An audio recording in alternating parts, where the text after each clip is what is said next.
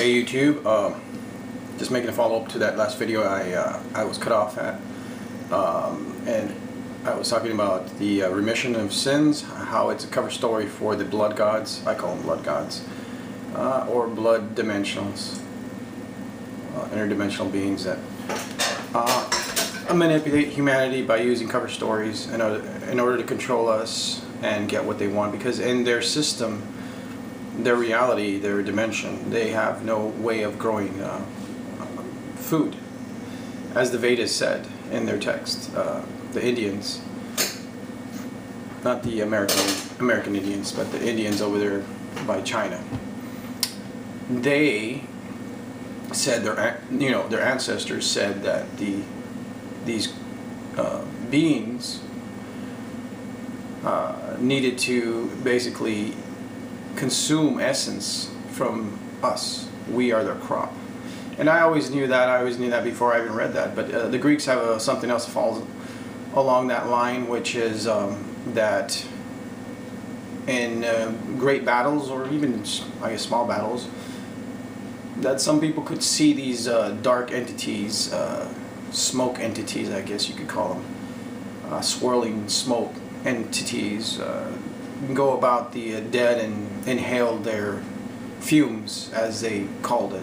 Everything's a bit of a foggy misinterpretation because of the way they talked back then, right? Just like the Bible has a lot of things we can't really we misinterpret because of the way they perceive things, their way of not having the accurate lexicon for what they're seeing, or their present culture has a different way of describing or expressing themselves. Anyways, the shaman call these beings the flyers. Every culture has a name for them. South Africa, South America, all those Indians have, every tribe has a name for it.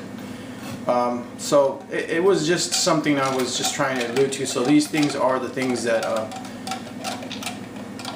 control humanity, and in a larger sense create a subterfuge of like the Bible or religion, and they allow it. Of course they allow it.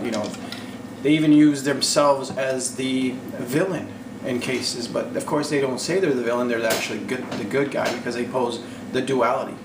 Like I've said, they play both sides of the coin. It's a kabuki theater or a WWE match. It's all rigged, beginning to end. I did get cut off. I think one of the points I only remember one, that I said, go and watch the last Resident Evil, where all the elites go and their little egg pods, and they're in this giant elevator thing with all the eggs stacked up, and they're inside of them, and then they go down, and then I think Mila Jovovich blows it up. But see, their whole theory is to go underground, wait 50 years, and come back up after we've all killed each other. So we're the zombies, In every movie that you see, we're the zombies. It's not so much that they hate us. Everybody always thinks, like, you hear all these talk show hosts, and well, not all these talk shows, just one in particular, and they'll say that they hate humanity. They don't really hate us. That's just what they want us to see. They play us in so many levels, it's not even funny. I mean, when they carry out a plan, they literally hit 7 or 8 birds with one stone. So this is how smart they are, because apparently our blood and essence is what makes them smarter. It makes them like the jinn. You cannot outsmart the jinn. Oh yeah, that was another thing. The jinn is smarter than you because it consumes our quanta. That's another one I think I remember. Our quanta is emotion. Well, that's just one of the protrusions of our souls, is our emotions. The extensions are spikes, light that emits from our soul, because we can't see this light. Science can't even, they cannot even quantify by any way or means the soul. So the soul is quanta. It's in another dimension. It's in a higher dimension, and it peeks out from another level into ours. Very little, like when we sleep, we basically can see it, but or feel it or think it. Just like I said, our subconscious is another point. I remember now. Our subconscious is 250,000 to 500,000 times smarter than our conscious, depending on what study you believe. But it's a lot more. That's all you got to know. In other words, 40 bits is our conscious level of processing per second, and 250,000 to 500,000 is what our subconscious can process. I have a theory that our unconscious is even smarter than our subconscious. So when you're seeing a movie like Limitless, you're basically seeing a movie where a person basically activates their brain with a pill, with certain, well, in the book it was LSD. So in the movie it was just, and they didn't reveal that. So LSD does work, but it takes a lot of time, and you'd have to have the best LSD, and you have to microdose, and you have to you may not have the genetics. You may not be along the line. Some people are inherently better receptors for LSD to improve their, and that's a slow process. Really, if you want something that makes you smarter, you go for actually a virus. A virus can change your DNA for the better or for the worse.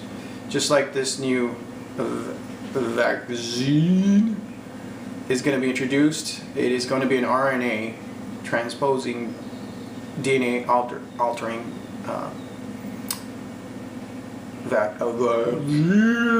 there you go. I have to say it like that just in case, so that the AI doesn't interpret it correctly.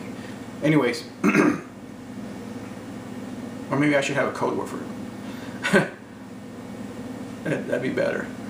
Instead of sounding like, you know, sling blade. Anyways, Bobby Norton. What is it, Bobby? I forgot his name. Anyways, there are some points I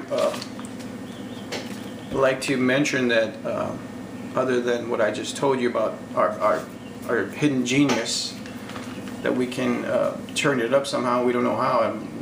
We should all try to study that and try to get it going, because that will make this recovery from this mad bunch of narcissistic gods an easier effort. But there is this guy, I don't know if I should read all the quotes I left him, that also said the same thing. Blood Sacrifice, the World's Greatest Gift, or God's Sickest Demands, by Christopher David Moyer. In this, I give him some of my views, and let me just run them down real quick. I hope I have enough memory. Here's what I say. I have a lot of vids on the OT gods demanding human and animal blood sacrifice. Oh, and how God manipulates humanity with the Hegelian dialect. In other words, dials in the problem or allows it, as well as needing this to offer the solution. Just like you need a savior to be saved, I call it the savior dialectic.